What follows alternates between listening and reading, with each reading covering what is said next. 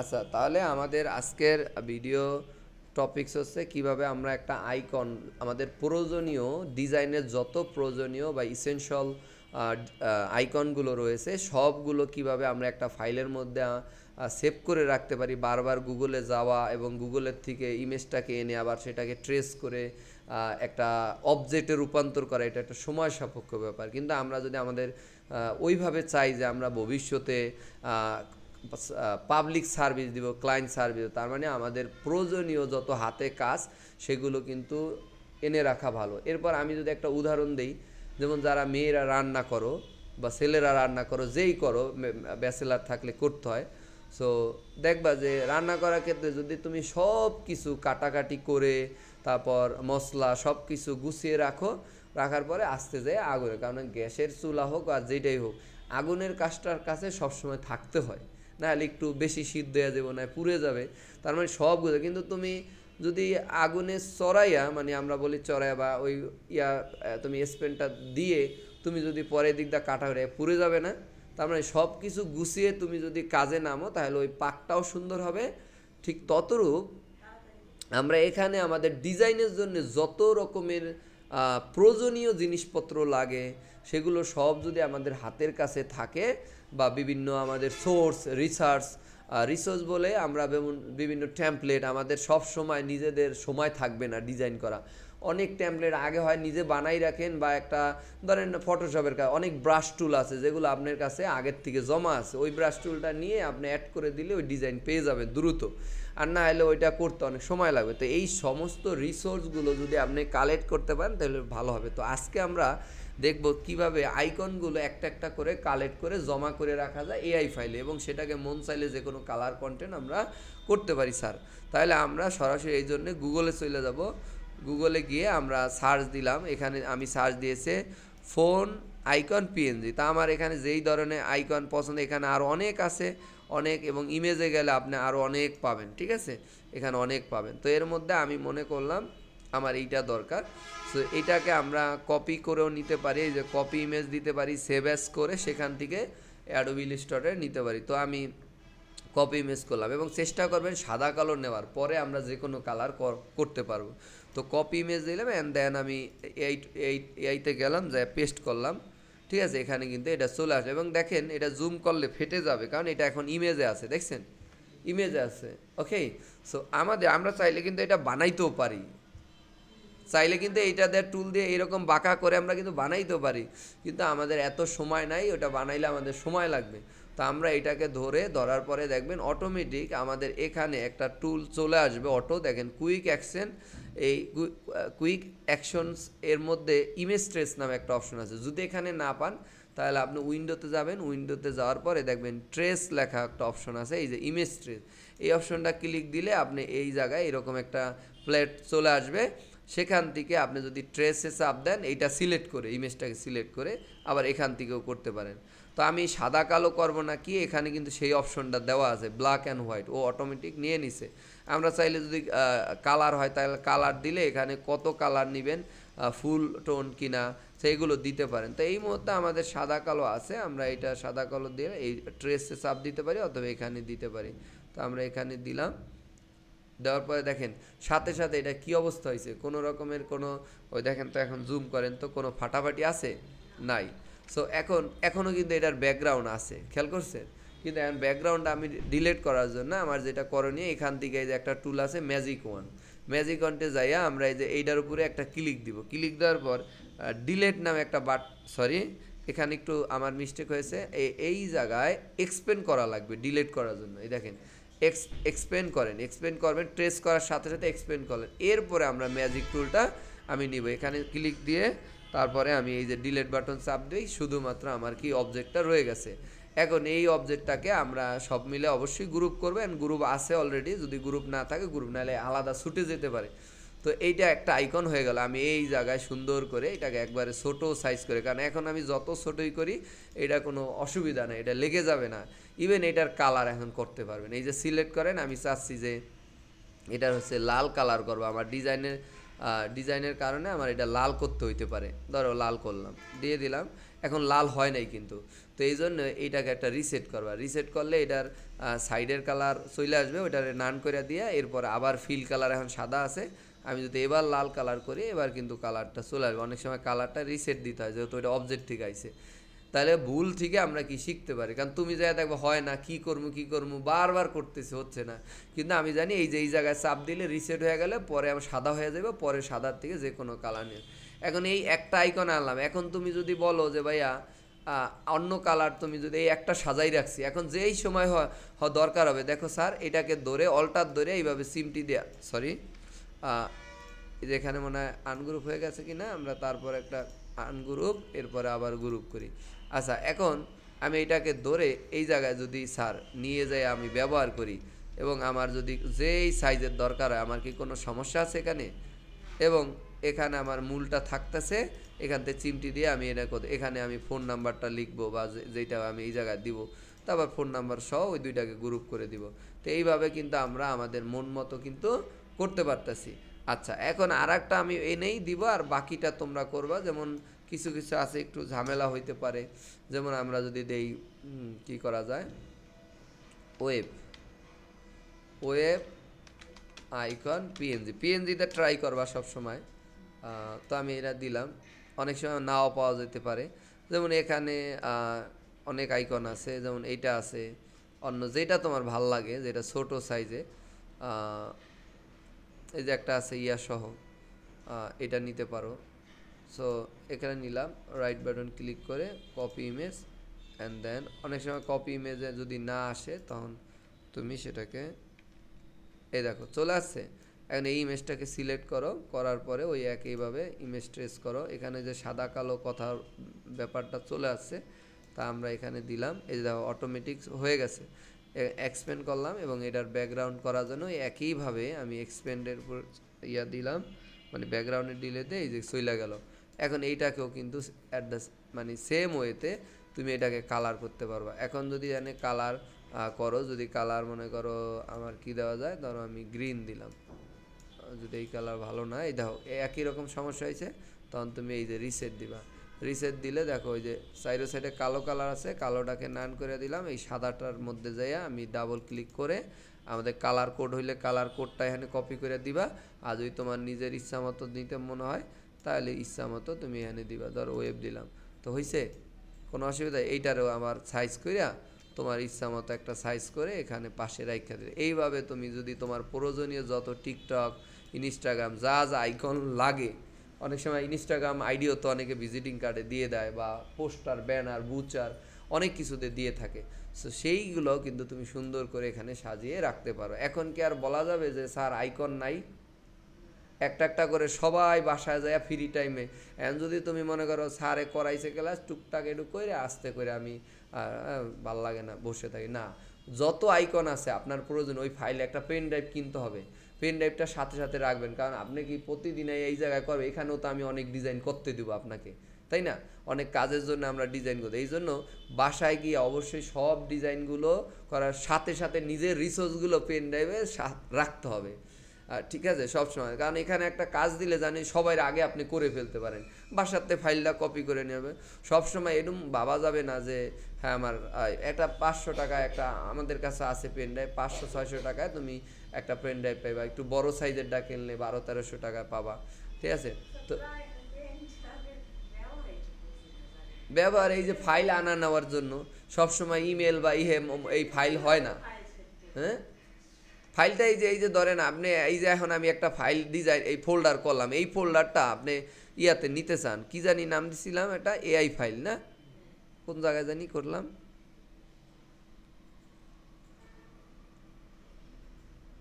কি নাম দিছিলাম জানো? আচ্ছা, সমস্যা নাই। তো ধরো আমি এখানে একটা আইকন কই খোঁজো, এটা রিফ্রেশ করি, সমস্যা নাই।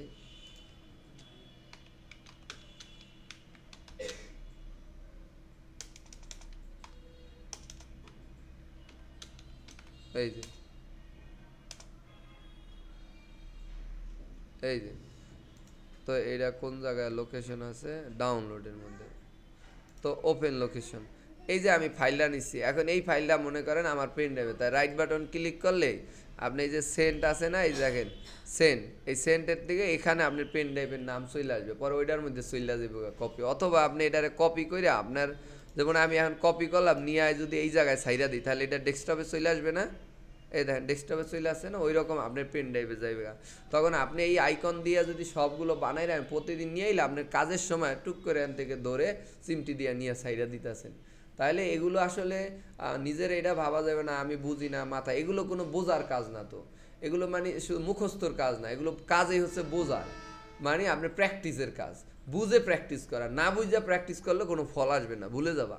তাহলে তুমি বুঝলাও যে কিভাবে আমাদের অনলাইন থেকে, এখন তো ভাই অনেক রিসোর্স অনলাইনে পাওয়া যায়, ইভেন এই যে তুমি বানাইছো, বানাইতে পারলে বেশি ভালো, আমি কিন্তু বানান ছাড়াও তোমাদের শিখাইতে পারি, রেকর্ড হচ্ছে। আমি যদি বলি যে all social icon AI file free download, এরকম একটা কথা আমি লিখলাম মনে করো, সো দিলে আমাকে দেখবা যে অনেক ধরনের যে ভেক্টর ফাইল এখানে সব আছে। এখানে যদি আমি যাই, হয়তোবা ফ্রিতে যদি পাই তো পাইলাম, না হলে কয়েকটা লিঙ্কে আমরা ইয়া করব, এইটা এই যে এখানে খুব প্রয়োজনীয় ফাইলগুলো আছে, দেখি যে এগুলো ফ্রি কিনা, এখানে অনেক আছে দেখো, অনেক। সো মনে করো আমি এটা দিলাম, এটার মধ্যে এই যে প্রো ডাউনলোড, মানে এটাও দেখেন এখান থেকে ইনকাম, আপনিও ডাউনলোড করে আপনার ফাইলটা এই ইয়াতে মনে করেন এই যে বিক্টিজিতে ডাউনলোড করে রাখেন, আপনি ওরা ডাউনলোড যারা করবে বা যারা কিনবে তাদের কিন্তু ইনকাম কিন্তু আপনার হচ্ছে, তাই না? সো এইভাবে করা যায়। এখন এই লিঙ্কে ফ্রিতে পাইলাম না, আমরা যেখানে ফ্রিতে আছে যে ফ্রি পিকেও কিন্তু এই যে ফ্রিতে দিয়ে রাখছে, কিন্তু হয়তো বা এইচডিটা আবার, কিন্তু নিজে বানাইতে পারলে ভালো না, এই জন্য আগে বানানো শিখাইছি। এখন এখানে এই যে অনেকেই দিয়ে রাখছে, দেখো এখানে অনেক নেট স্লো তো এই জন্য ইয়ে আছে। আচ্ছা,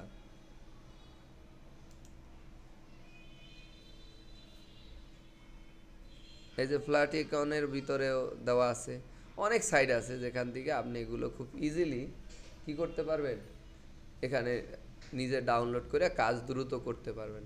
সো যাই হোক, নেট স্লো হওয়ার কারণে ওইভাবে নেই, কিন্তু এই সাইটগুলোর থেকে ডাউনলোড করে আপনি নিজে বানাইতে পারেন, নিজে আঁকতে পারেন। ইভেন আপনি যদি আঁকার বা এই বানানোতে সময় বেশি লাগে মনে করেন, তাহলে এই যে অনলাইন অনেক লিঙ্ক আছে, এখান থেকে নেট স্লো হওয়ার কারণে আসতেছে না, আপনি নিজে ডাউনলোড করে আপনার ফাইল করে রেখে দিতে পারেন, দ্যাটস ইট।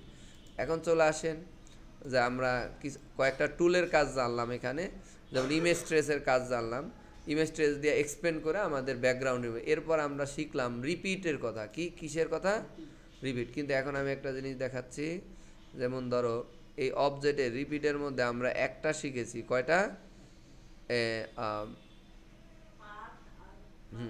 হ্যাঁ, কিন্তু এখন তোমাদের একটা মজার জিনিস দেখাই, দেখো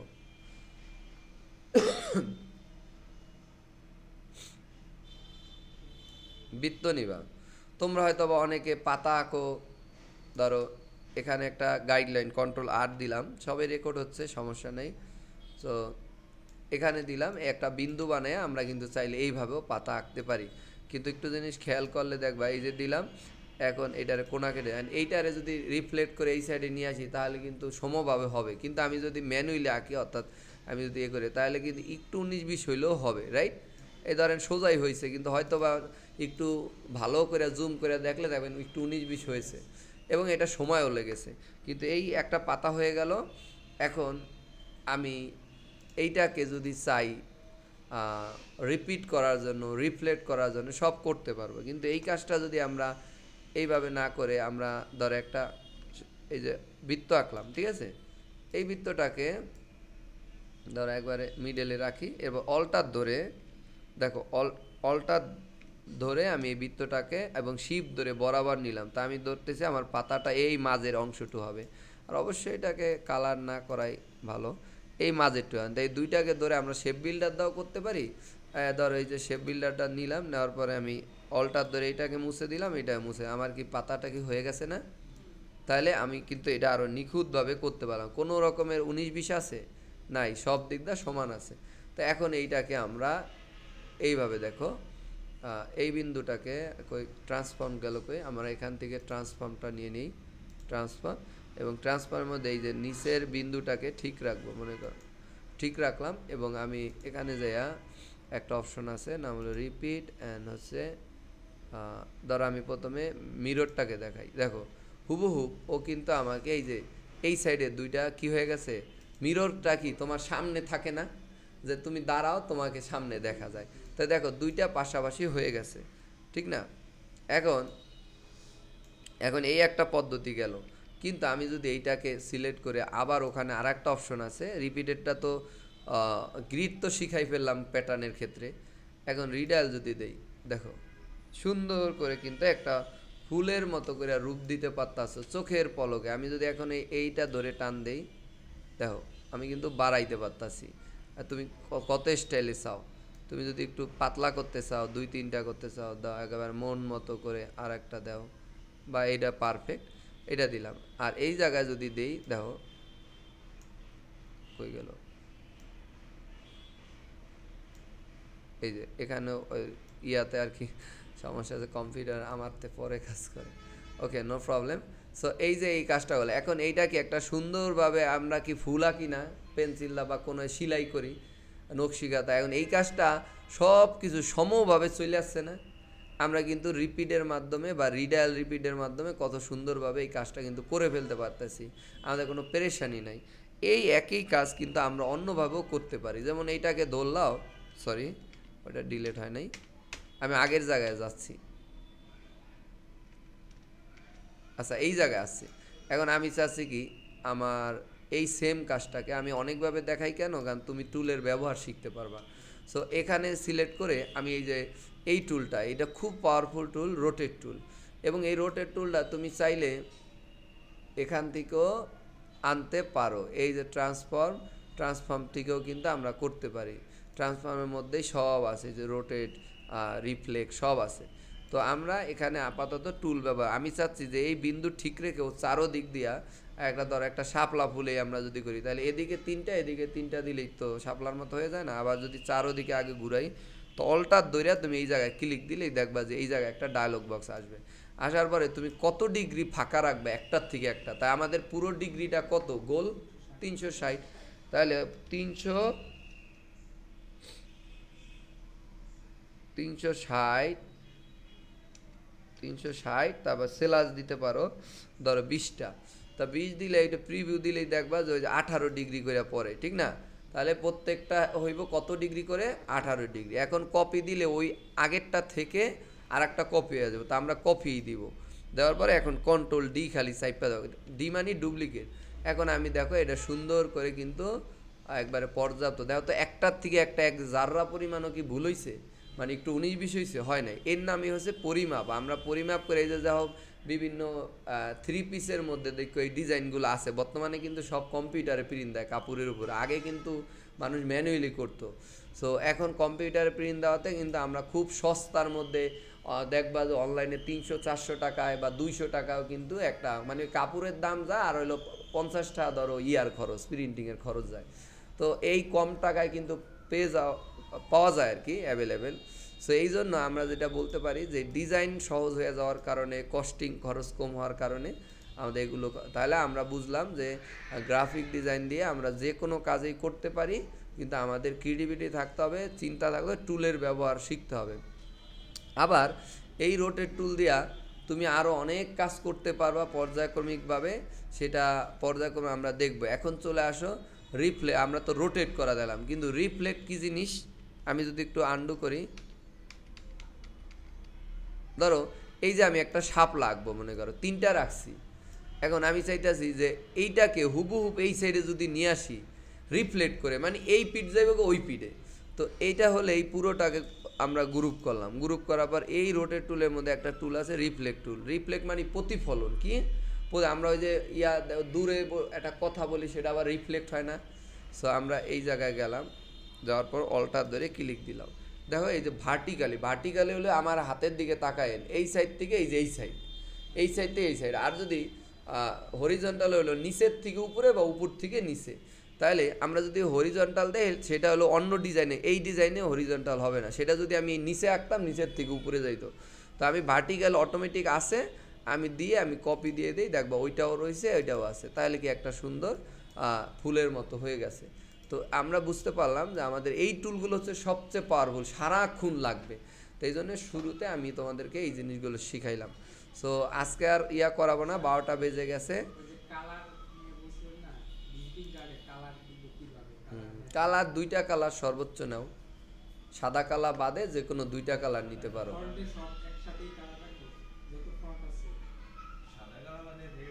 না, এটা ডিফাইন করে, ভ্যারি করে হচ্ছে তোমার ব্যাকগ্রাউন্ডটা কিসের উপরে, ঠিক আছে। কিন্তু কালারটা নিতে হবে এমন একটা কালার যে 2টা কালার নিছাও, মনে করো লাল এবং হচ্ছে ধরো অরেঞ্জ সাপোজ, তাহলে তুমি যেই জায়গায় লাল নিছাও অ্যান্ড লালের মধ্যে যদি অরেঞ্জ কালার না ফোটে টেক্সট হিসাবে, তখন মুশকিল, তাহলে সাদা দিবা।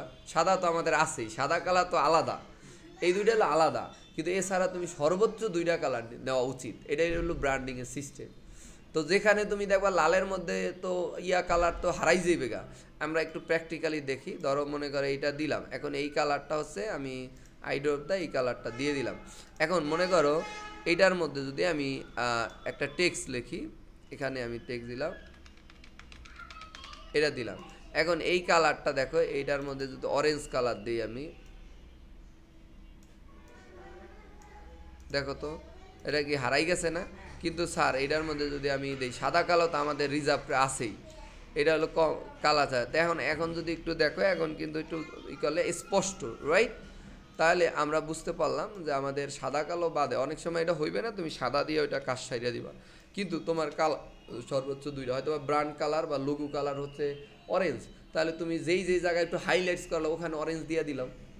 তো এইভাবে এটা বুঝে যাবা, কিছুদিন করলেই বুঝে যাবা। কিন্তু আগে সব টুলের কাজ আমি বিভিন্ন, আজকে একভাবে দেখাইছি রোটেট, কালকে দেখবা রোটেট আর একভাবে হচ্ছে, এরকম শত শত স্টাইলে করাবো, তখন একটা সময় তোমার এমন দক্ষতা হয়ে যাবে, কিন্তু প্রত্যেকটা কাজেই তোমাকে গুরুত্ব দিয়ে করতে হবে। সো থ্যাংক ইউ স্যার, এই এতটুকু